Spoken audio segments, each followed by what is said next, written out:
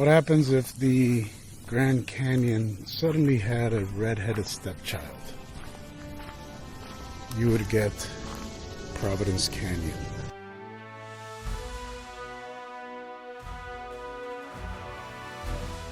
Southwest Georgia wasn't supposed to look like this. This majestic and breathtakingly beautiful landscape wasn't carved out over millions or even thousands of years like the Grand Canyon was. More like just a couple of decades. Formed not by a great river, but by people. This is the story of how greed and bad farming practices turned this unsuspecting cotton farming region into one of Georgia's most iconic marvels. And I plan to hike down there and make it my bitch! It's kind of dangerous. That's how. Dead ends. Get less tourists. Just a little over a 2-hour drive southwest of Atlanta, located in Stewart County in the town of Lumpkin, you'll find what has been dubbed Georgia's Little Grand Canyon. It's 2,700 acres riddled with gullies and trails, including a 7-mile backcountry trail with primitive campsites, a visitor center with a small museum exhibit, playground, picnic shelters, group campsites, etc. But I'm here to hike and see the canyons up close. So I'm finna head out. Boy. It's about a 1/4-mile descent trail down to the canyon floor. It's a very touristy spot.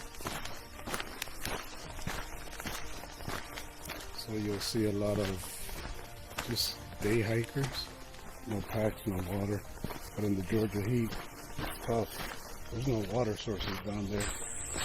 So the canyon floor is sandy, flowing water. Yeah, down here it's always muddy, even if there hasn't been any recent rain, and it's your only path to the canyons, so proper footwear is advised, and come prepared to take a beating from the sun, so bring water with you. There's no potable water sources down here. But shortly after reaching the canyon floor, you'll reach the first canyon face. Now, the feeling you get when you first come face to face with one of these wonders is indescribable. The emotion of awe and admiration is undeniable no matter who you are. You can't help to want to just get all up in it and climb. So that's what I'm finna done did. It's crazy because none of this is rock. It's all loose sand. Very loose sand. So it's kind of dangerous.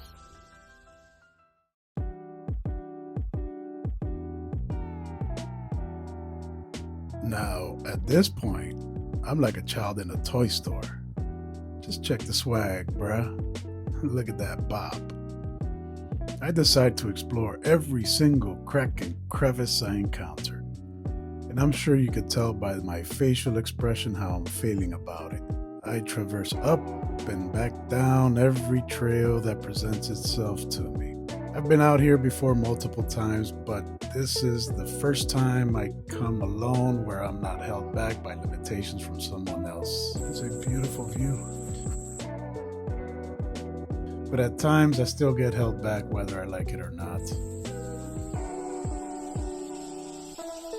There's some intriguing canyons that look really cool.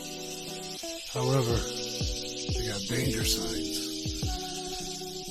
telling you to stay out. So for that reason, I'm going to keep my ass out. Even though that looks like fun. It looks like you could go further if there wasn't any blowdown, but there's blowdown.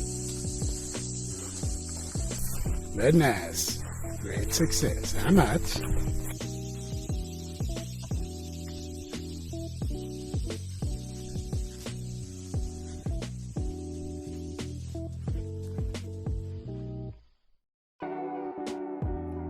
So some of the canyon terrain can seem very alien and foreign to me, but the forested uphills are my personal favorites.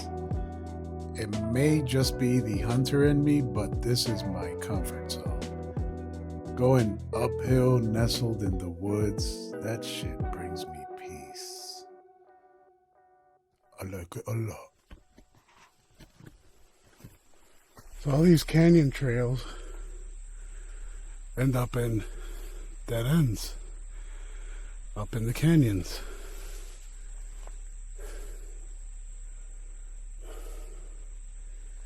You get to a point where you have to turn around and just get back down to the canyon floor. But it's pretty fun. Fun climbing. And it sure is beautiful.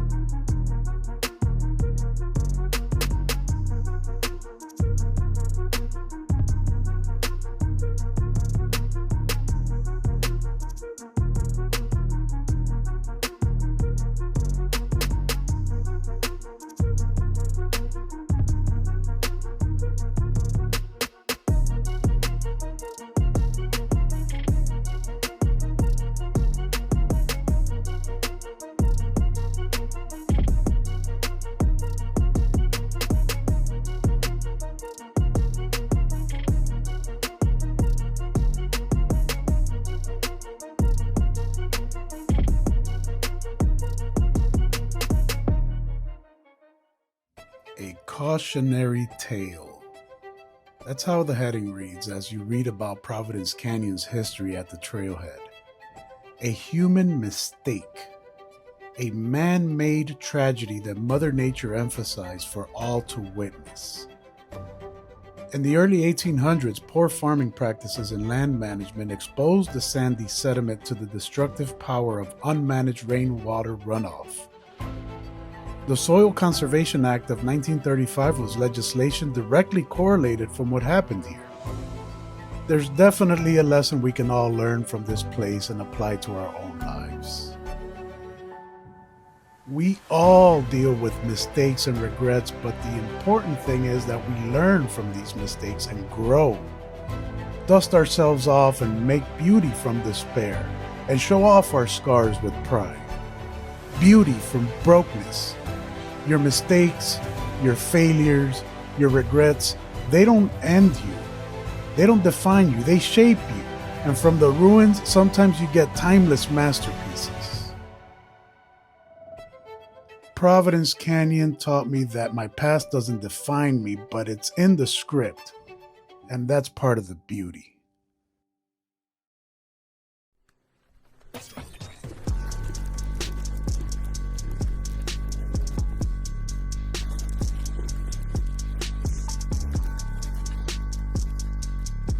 So an old homestead was located in this area before the establishment of Providence Canyon State Park. These automobiles were abandoned near the homestead and have since become unique ecosystems for numerous birds and mammal species who use them for nesting and cover. Due to their location and the encroachment of nature, the removal of the vehicles would cause too much damage to environmental and ecosystem in this area.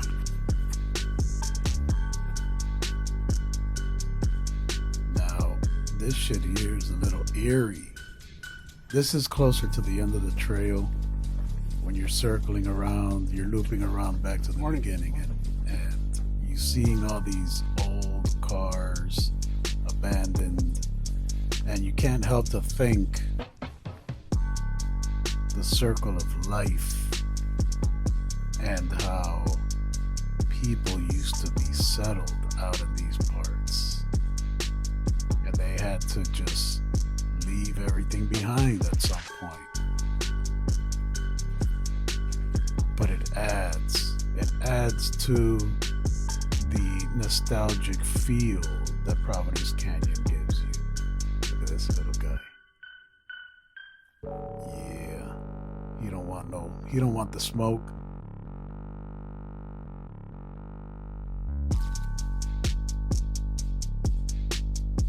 Now I could appreciate this because this is kind of like a collaboration between us, between Mother Nature and us humans.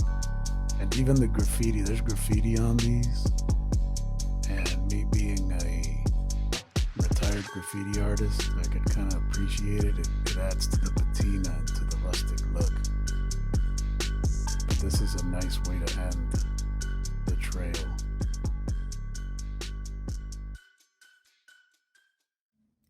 Providence Canyon is more than just a place on a map. It's a scar on the land, carved by bad choices, by carelessness, by mistakes that could never be undone. But here's the thing. Over time, those wounds turned into wonder. The reds, the purples, the stark whites of clay, they remind us that even from ruin, beauty can rise. And isn't that all of us? We stumble, we fail, we carry regrets that cut deep, but those same mistakes can carve us into something stronger, something more alive, like this canyon. We are not defined by where we broke, but by how we grew after. So let this place be a reminder. Your past is not your prison. Scars can tell a story of survival. Regrets can become roots of resilience, and if broken landscape can become one of Georgia's greatest wonders, then maybe our brokenness can become something beautiful too. This canyon is proof. Beauty can be born from despair, and so can you. Thank you guys for watching. See you on the next one. See you out on the trail. Stay fair.